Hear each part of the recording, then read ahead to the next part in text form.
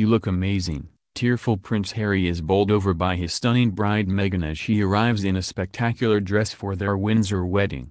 Meghan Markle has arrived to marry Prince Harry in a simple but beautiful pure white dress and extraordinary long trail, leaving the groom close to tears before giggling as they exchanged vows.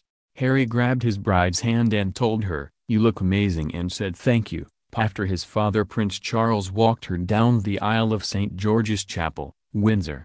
Ms. Markle's wedding dress has been designed by the acclaimed British designer, Claire Keller, the first female artistic director at the historic French fashion house Givenchy. The veil was held in place by Queen Mary's diamond bandeau tiara, lent to her by the Queen, made in 1932, an outfit that left her mother Doria Ragland, 62, in tears. Prince Harry looked nervous as he arrived at St. George's with his best man William, but quickly warmed up, waving and grinning at crowds before greeting guests inside and outside the chapel. Celebrity royalty including the Clooneys, the Beckhams, Idris Elba, Elton John and Oprah Winfrey are among some of the world's biggest stars watching them marry. Outside St. George's Chapel, up to 100,000 fevered well-wishers have gathered in glorious British sunshine to cheer the couple as they start their new married life. It is expected to be the biggest royal wedding in Britain since Prince William married Kate in 2011, with more than 21 million UK households set to watch and 23 million expected to tune in from America. Her mother Doria smiled and looked adoringly at her daughter in the back of her wedding car, again supporting her in the absence of her father Thomas Markle.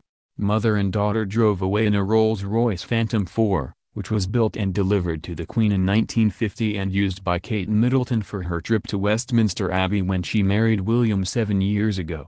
The couple have invited 2,000 guests and have needed more than 3 hours to fill the church with friends including actor Tom Hardy, Carey Mulligan, tennis player Serena Williams and many of Meghan's Suits co-stars, all there. Harry's ex-girlfriends Chelsea Davy and Cressida Ibnes were also invited and joined the Middletons and his uncle Earl Spencer in the giant congregation. Royals including the Queen and Prince Charles, who will walk Meghan down the aisle after her father dropped out, will be the last to arrive before Harry, William and finally Meghan, who will enter the church alone. Princess Diana's son's whirlwind romance with the US-born actress, 36, has captured the public's imagination, and they will become the Duke and Duchess of Sussex when they marry. After a secret 6-month relationship, the couple went public and later confirmed they got engaged in November when he proposed while roasting a chicken in his Kensington Palace flat. Their big day is finally here after a week of turmoil for Meghan after her father pulled out at the last minute and her estranged relatives flooded into the UK to cash in on her big day. Cheers and applause erupted at the west door as Prince Harry and the Duke of Cambridge arrived at St. George's Chapel. The bridegroom and his best man were met by the Dean of Windsor. They stopped for a few moments and had a brief conversation, before walking inside. Harry, looking dapper in his frock coat uniform of the Blues and Royals, walked up the aisle with his best man and was seen acknowledging a guest in the congregation with a nod.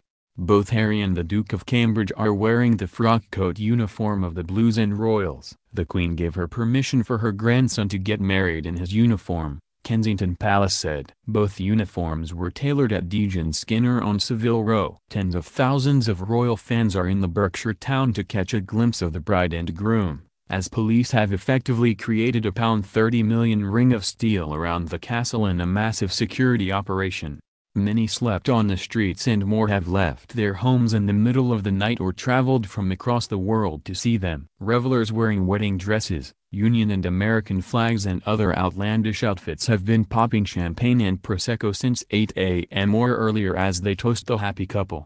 The official 10 Downing Street Twitter account posted a message to the couple from Theresa May, saying, "My very best wishes to Prince Harry and Meghan Markle on their wedding day." To all of those joining the national celebration with street parties and other events, have a wonderful day. The Archbishop of Canterbury, who will be officiating the ceremony in Windsor, tweeted, "Praying for Prince Harry and Ms. Meghan Markle today. May it be a day of joy and celebration as they commit their lives to each other before God, and may we all share in that joy with them." Meghan has spent her last night of freedom at the Cliveden House Hotel, around 25 minutes from Windsor Castle, where she will next see Prince Harry at the altar of St. George's Chapel.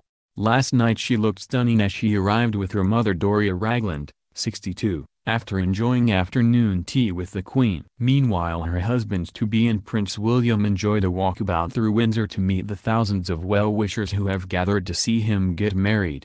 As she walked into the hotel wearing a £1,350 navy Roland Murray Barwick dress, she grinned as she told waiting royal fans that she felt wonderful. Thank you. Ahead of the biggest day of her life.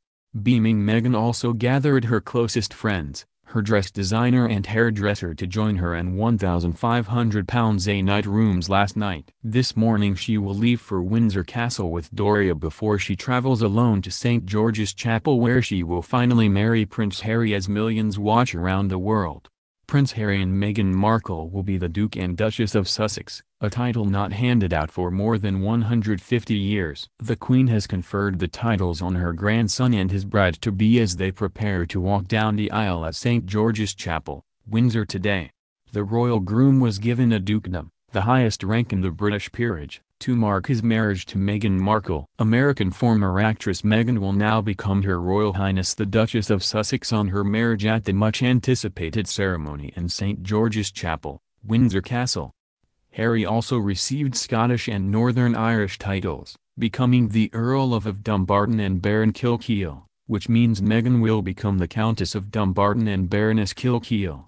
All titles are in the gift of the Queen, and it was up to the monarch to choose which one to bestow on her grandson and his new wife. St. George's Chapel has been adorned with floral displays ahead of Prince Harry and Meghan Markle tying the knot. The first pictures from inside the historic building show foliage, white peonies, white garden roses and other white blooms adorning the front of the organ loft, towering above the seats.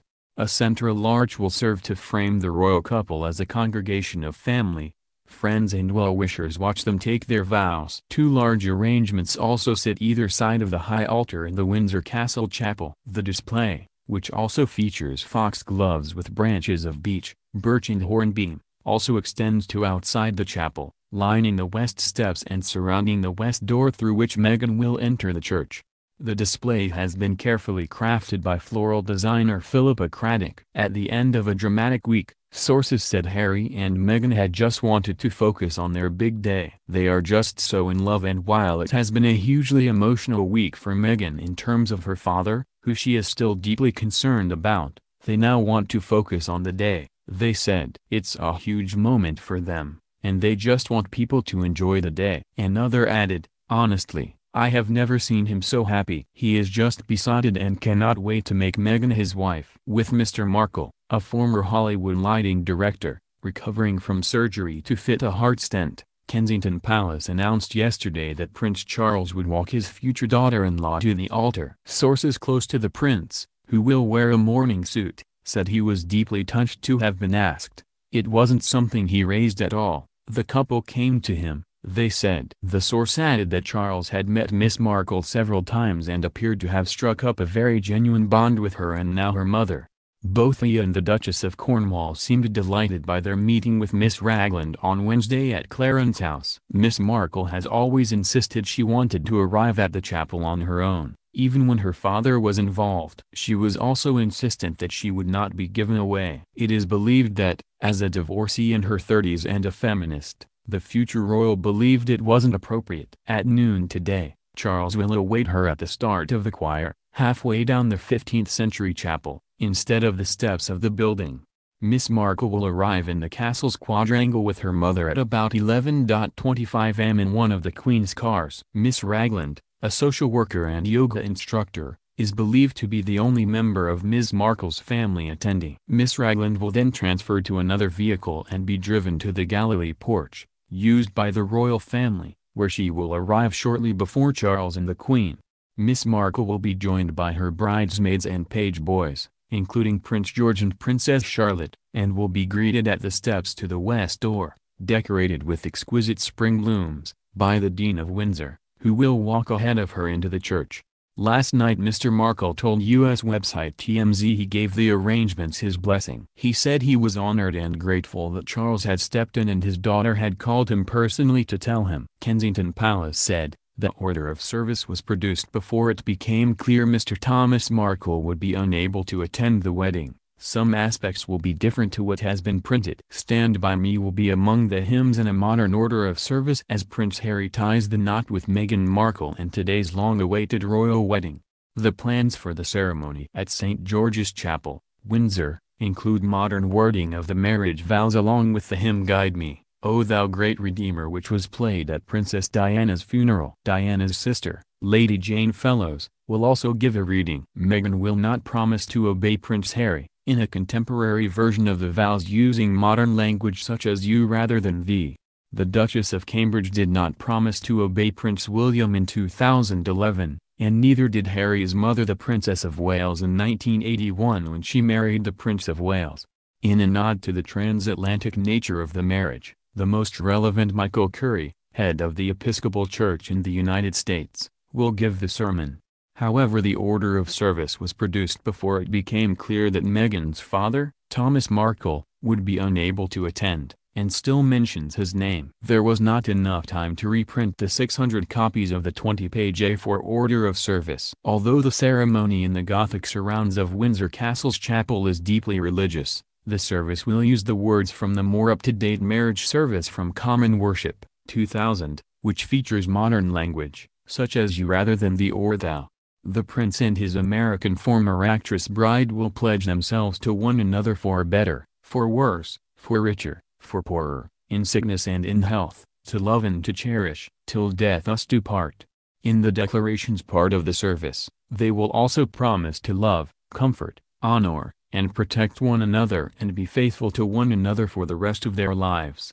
Kensington Palace said like any couple getting married, Prince Harry and Ms. Markle have taken a great deal of care in selecting all elements for their service. Yesterday, Archbishop of Canterbury Justin Welby, who will officiate, said Prince Charles was someone of great care and affection. He added, he's a very warm person and that he's doing this is a sign of his love and concern and support. I think it's wonderful. It's beautiful. Bishop Michael Curry, primate of the U.S. Episcopal Church, who will give an address, said different worlds are being brought together by the marriage. Millions around the world are watching, but America has been gripped by Meghan mania.